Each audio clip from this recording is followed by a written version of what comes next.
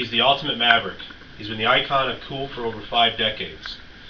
He is the distant stranger riding into town, and the uncompromising cop who can't be fought or intimidated.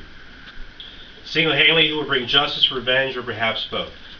Clint Eastwood is the actor-director who has proved again and again what it is to have talent, vision, and a no-nonsense attitude towards his craft. He was in large part responsible for redefining 2 entire film categories, the Western and the cop thriller. Through acting, even perhaps more intentionally through directing and producing, he has made some of the best loved and most respected films ever. His work received Oscars and honors the world over for its quality and for its vision. The eye behind the work has been celebrated as one of the most resilient and successful directors ever. As an actor, Eastwood is simply an iconic class of its own. The fact is that everyone knows the man with no name. In the 1950s, he played the cowhand in Rawhide. Yet, it was the trilogy of the so-called spaghetti westerns that changed his career and began a redefinition of the tired western format.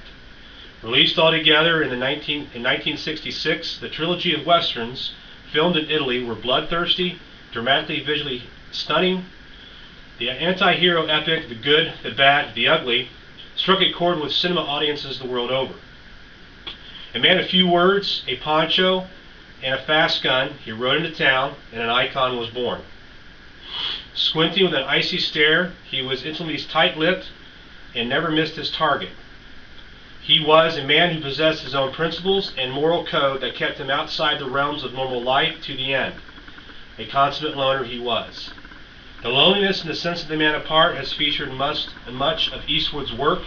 It is there along with vast, empty, beautiful landscapes and a man who has suffered from some terrible damage, whether self-inflicted or not, who seeks some kind of compensation or compromise with himself. Clint Eastwood is nothing if not an ordinary man.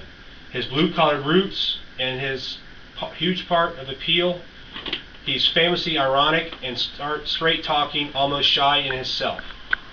This seems to mask a depth that he can express in his films and goes beyond all for just a few great visionary artists. His love of music and jazz in particular is legendary. He has played tribute to that music more so in the movie Bird that he directed. Yet Eastwood always refused to be confined by genre. He filmed the wartime thriller Where Eagles Dare and almost back-to-back the huge musical western extravaganza Paint Your Wagon. He directed himself in one of the most famous Stalker pictures, Play Misty for Me, where he played a DJ. Perhaps most famously of all, he is Dirty Harry, who chills the baddies with the infamous saying, "Make my day."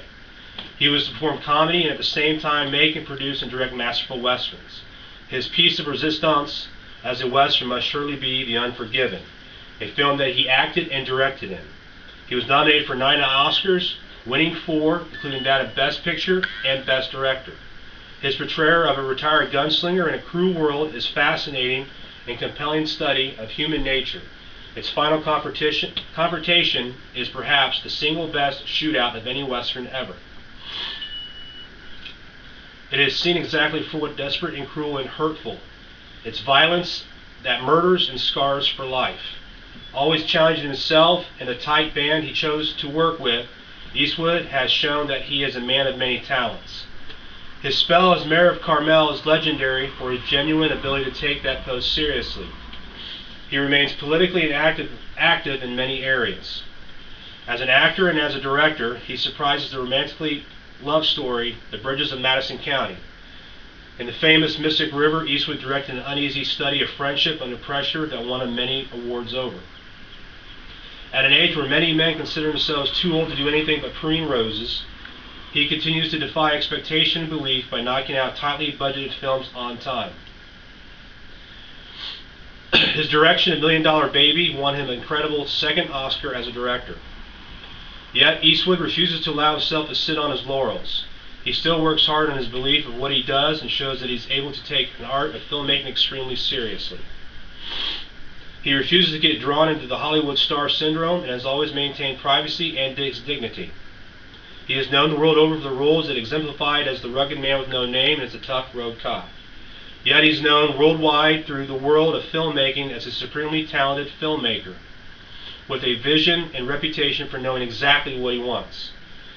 Few people can Beloved as individuals have been inspired and defined entire genres of film.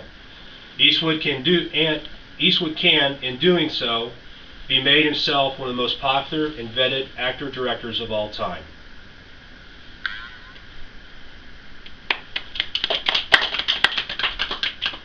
Any questions?